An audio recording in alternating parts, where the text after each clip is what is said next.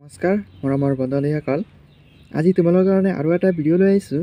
আজি ভিডিঅ'ত আমি শিকিম দুটা নামৰ মাজত বা দুটা বস্তুৰ মাজত কেনেকৈ এন ব্যৱহাৰ কৰা হয়, নাইবা দুটা নামৰ মাজত অথবা কেনেকৈ ব্যৱহাৰ কৰা হয়। তোমালোকে চাবা, ৰাম আৰু ছেম। চোৱা, ৰামৰ মাজত আৰু ব্যৱহাৰ কৰা হৈছে, আৰু মানে আমি ইংৰাজীত জানো এন।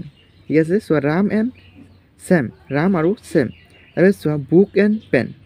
বুক এটা নাম আৰু আছে পেন এটা নাম। তাৰপিছত মাজত চোৱা এন ব্যৱহাৰ কৰা হৈছে, বুক এণ্ড পেন, কিতাপ আৰু কলম।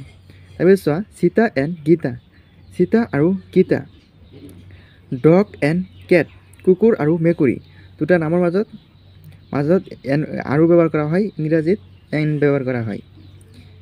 মলি অৰ চমেল,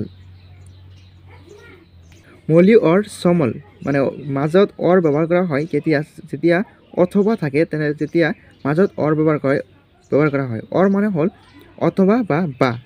ঠিক আছে, তাৰপিছত চোৱা, লায়ন অৰ টাইগাৰ, সিংহ অথবা বাঘ, সিংহ অথবা বাঘ।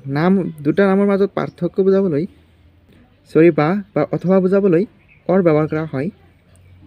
তোমালোকে এনেকৈ মনত ৰাখিবা, কিতাপ আৰু কলম এনেকৈ বহুত চেণ্টেঞ্চ আছে। তোমালোকে চোৱা, বুক এণ্ড পেন এনেকৈ তোমালোকে মনত ৰাখিবা।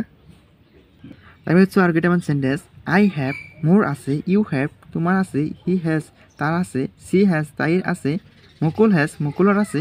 বন্ধুসকল, তোমালোকে ইংৰাজী ৰিডিং শিকাৰ আগতে তোমালোকৰ এনেধৰণৰ যিবোৰ সৰু সৰু চেণ্টেঞ্চ আছে, এই চেণ্টেঞ্চকেইটা তোমালোকে শিকি ল'বা।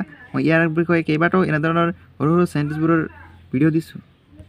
বন্ধুসকল, এনেধৰণৰ ভিডিঅ'বোৰ মই দি থাকোঁ। তোমালোকে এনেধৰণৰ ভিডিঅ'বোৰ পাই থাকিবলৈ আমাৰ চেনেলটি ছাবস্ক্ৰাইব কৰি ভাল বেল আইকনটি বজাই ৰাখা। আৰু আজিৰ ভিডিঅ'টি মই ইয়ালৈকে সমাপ্ত কৰিছোঁ। অন্য এটা ভিডিঅ' লৈ আহিম অতি সোনকালে।